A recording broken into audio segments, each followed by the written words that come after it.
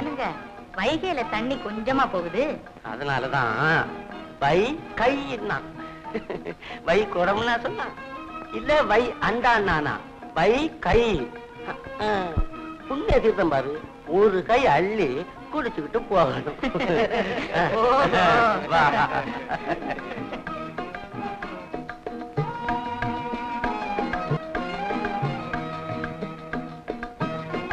வாங்க வாங்க.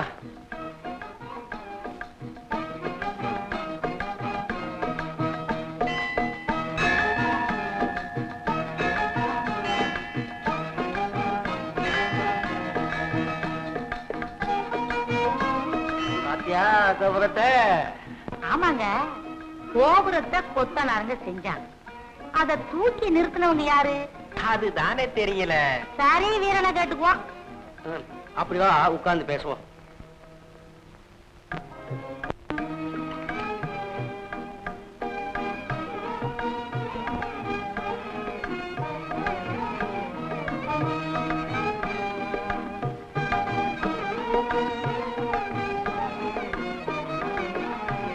திடீர் திடீரென்று மனதிற்கு ஒரு சந்தோஷம் தோன்றுகிறது.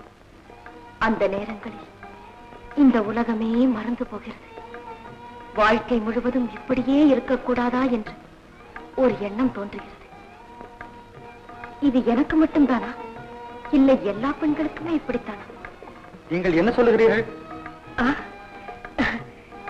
நான் என்ன சொல்கிறேன் என்று எனக்கே புரியவில்லை. எதையோ நினைக்கிறேன், எதையோ சொல்கிறேன்.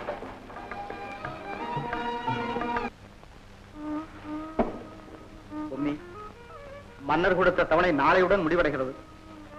இந்த இரவிற்குள் எப்படியும் நான் கள்ளர்களை கண்டுபிடித்தாக வேண்டும். என் வரவிற்காக காத்திருக்காதே, நீ நிம்மதியாக தூங்கு.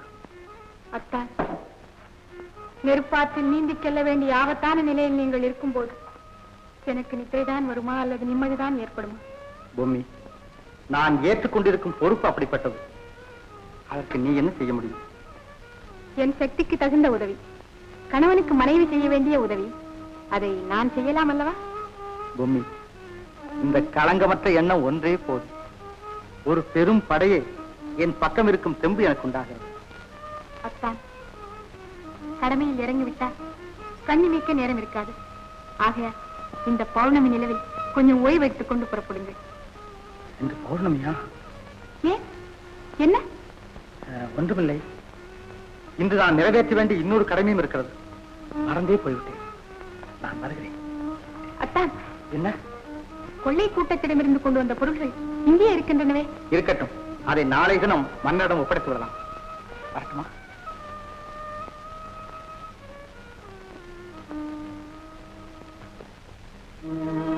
அடி வெள்ளையம்மான், அதிர்ஷ்டக்காரியடி நீ.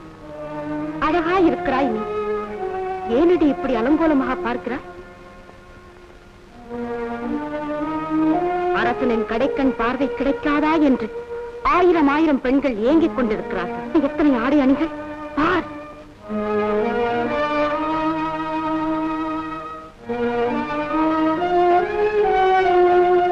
ஆடும்போது தாளம் போட சிலம்பு இல்லை, விலங்கு.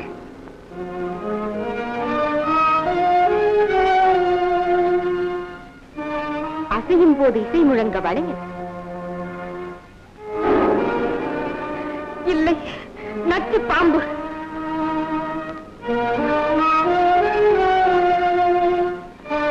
அந்த சராசரங்களும் கண்டு மயங்கும் கழுத்து கழகான வைரமணி மாலை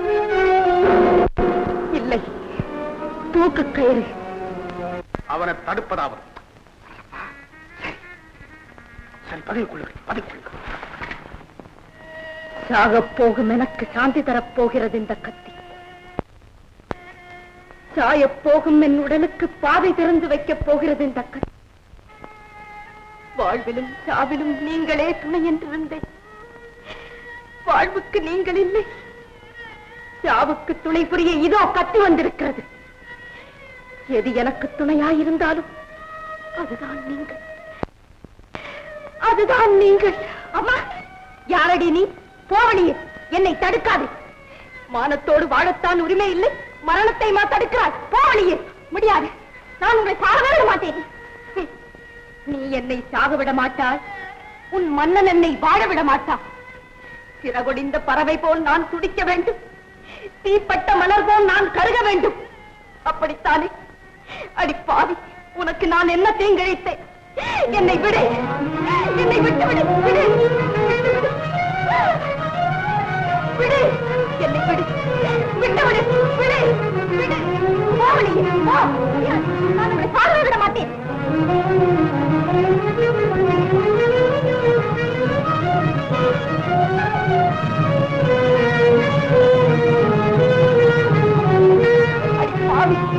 உனக்கு நான் என்ன தீங்கிழைத்தேன்? என்னை விட்டு விடு, விடு, விட்டு விடு, விடு என்னை.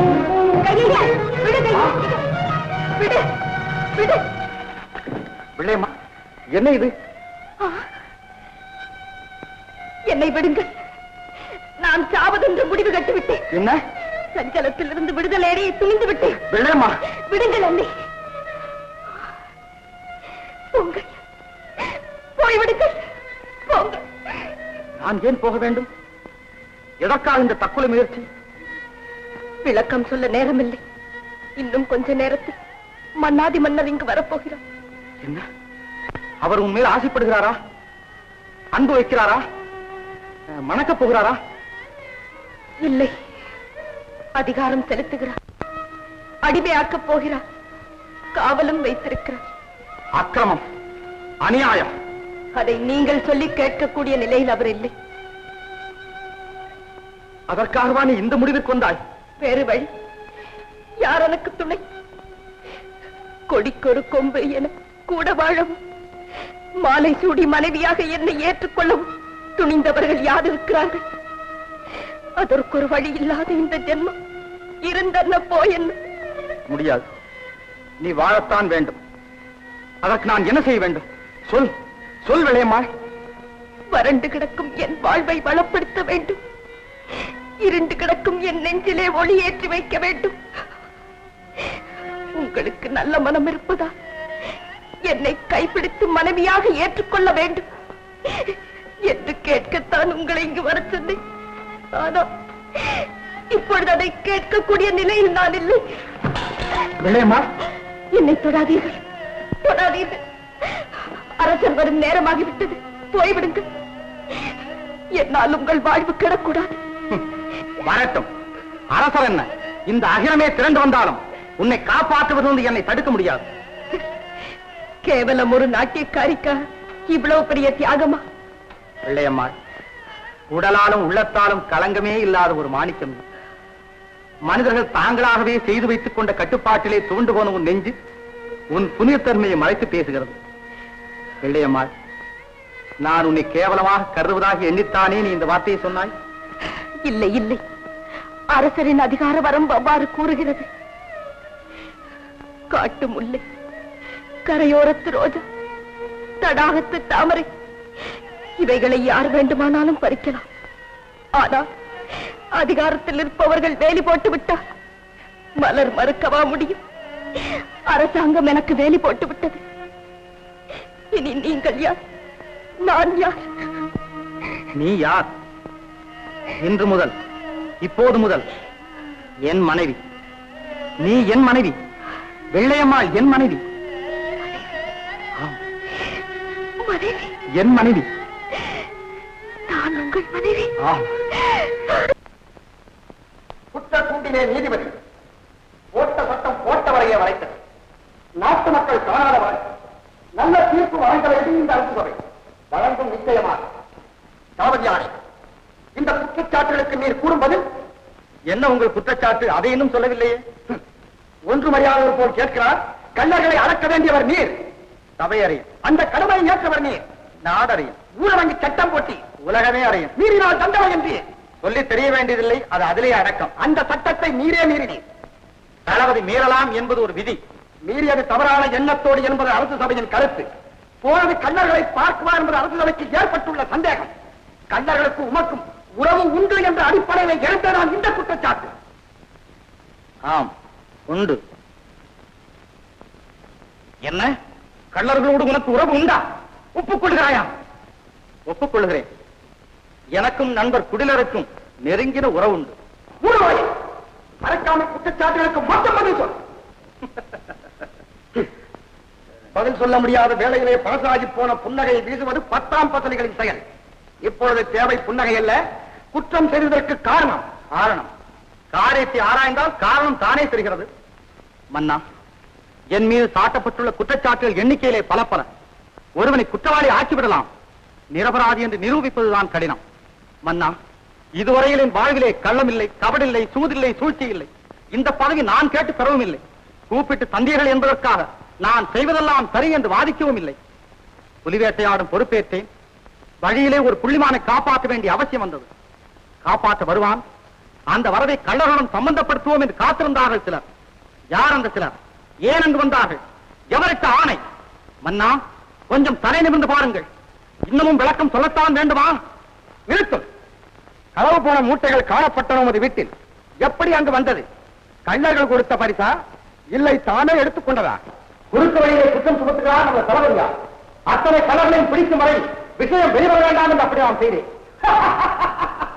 கடைகட்டுகிறார் தளபதியா, கடைக்கு காணுங்கள் என்பார்கள். இவர் ஒரு வானும் ஒட்ட வைக்கிறார். ஒட்ட வைப்பதென்ன? அதுதான் ஏற்கனவே உங்களுக்கு இருக்கிறதே. மன்னா, நான் நிரபராதி என்பதை நிரூபிப்பதற்கு முன் இந்த வழக்கை சிருஷ்டி செய்தவர்கள் திறமைசாலிகள் என்பதை ஒப்புக்கொள்கிறேன். அந்த திறமைதான் நீதிக்கு அடிப்படை என்றால் தாங்கள் தங்கள் இஷ்டம் போல் தீர்ப்பு கூறலாம். ஆனால் அதற்கு முன் ஒன்று, நாடு பயமில்லாமல் வாழ வேண்டும், பச்சை பயிர்கள் செழித்து வளரும் பாண்டிய மண்டலம் நீடூடி வாழ வேண்டும், திருமலை மன்னர் சீரும் சிறப்பும் பெற்று சிறந்தோங்க வேண்டும் என்று ஆசைப்பட்டவன் நான். ஆனால் பொறாமைக்காரர்களின் விஷ மூச்சிலே, சதிகாரர்கள் பின்புறமிருந்து நடத்திய தாக்குதலிலே நான் யார் என்ற கேள்வியை மறைந்து குற்ற கூண்டிலே நிற்க வேண்டிய கோரமான நிலை அடைந்திருக்கிறேன். நான் சாக வேண்டும் என்று மன்னர் தீர்ப்பளித்தாலும் சரி, அதற்காக நான் அஞ்சப் போவதில்லை. ஆனால் கடைசி முறையாக கூறுகிறேன், நேற்றும் சரி இன்றும் சரி கள்ளர்களோடு எனக்கு உறவும் இல்லை. மதுரை பேரரசிற்கு நான் துரோகம் நினைக்கவும் இல்லை. ஏன், துரோகம் எங்கள் பரம்பரையிலேயே இல்லை. மதுரை பேரரசில் சட்டம் மட்டும் இல்லாமல் இருக்குமானால் உன்னை விட்டு விடுவேன். ஆனால் சந்தர்ப்ப சாட்சியங்களை வைத்து தீர்ப்பு கூற வேண்டியவனாக இருக்கிறேன். இப்போது முதலாவதாக நீ வெள்ளையம்மாளை சிறையெடுத்ததற்கு சரியான காரணம் கூறவில்லை. இரண்டாவதாக திருட்டு போன சொத்துக்கள் உன் வீட்டிலே கிடைத்ததற்கு நீ சரியான முகாந்திரம் கூறவில்லை. மூன்றாவதாக திருடர் தலைவனுக்கும் உனக்கும் உறவு இல்லை என்று உன்னால் நிரூபிக்க முடியவில்லை. ஆகவே அரசாங்க விதிப்படி இந்த 3 குற்றங்களுக்கும் நாளை சூரிய உதயத்திற்குள் உன்னை மார்கை வாங்க உத்தரவிடுகிறேன். நன்றி மன்னா, நன்றி. வாழ்க பாண்டிய மண்டலம், வாழ்க சன்னகம், வாழ்க மக்கள்.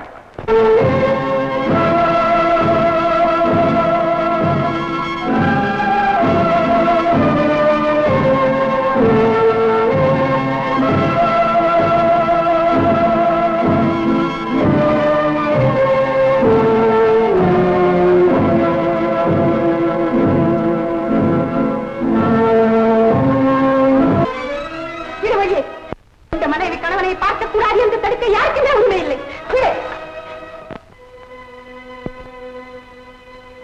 மன்னா, வழக்கு முடிந்து விட்டதா? தீர்ப்பும் நடந்து விட்டது. நடந்தது தீர்ப்பா? இதயத்தை சுத்தமாக்கிக் கொண்டு சிந்தித்துப்பா. நடந்தது தீர்ப்பல்ல, திரைமறைவிலே நடந்த ஒரு அக்கிரமம் மட்டுமல்ல, அநியாயம். அத்தராத்திரியிலே அந்தரங்கமாக மன்னன் ஒருவன் தன் பிரஜைக்கு செய்த அநீதி. இன்னும் பேசிக்கொண்டே போனால் சட்டம் சீரும், வெட்டி விடுவாய் என் தலையை, கெட்டு விடாது எதுவும். நாட்டு குழைத்த நல்லவனுக்கே சித்திரவதை விதித்த நீ, கேட்டு குணம் படைத்த கெட்ட புத்திக்காரர்களின் பாட்டுக்கு தாளம் போடும் நீ, இனி எதுதான் செய்ய துணிய மாட்டாய். சீரட்டும் உனதானை, சீவட்டும் என் தலையை.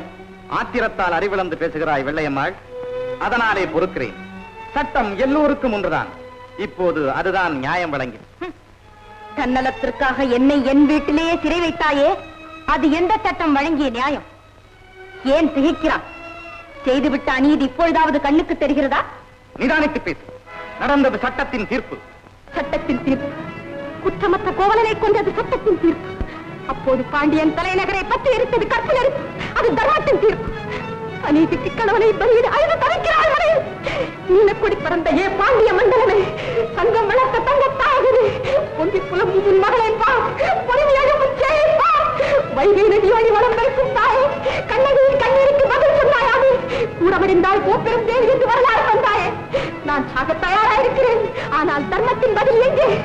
கற்புமனை ஆளின் கண்ணில் நீதியற்ற ஆட்சியை சாய்க்கும் வாள் என்றாயே, எங்கே அந்த வாள்? எங்கே அந்த வாள்? வாள் பிடிக்கும் வஞ்சகர்களின் வார்த்தைகள் தான் நீதியா? உண்மை தெரிய காலம் வரும் மன்னா, கொலையை தடுத்து நிறுத்து, பிறகு விசாரணை செய். குற்றவாளி என்று தெரிந்தால் அவர் குடும்பத்தையே கொளுத்து, என்னையும் சேர்த்து. இல்லை இல்லை, இனி மாற்றுவதற்கில்லை.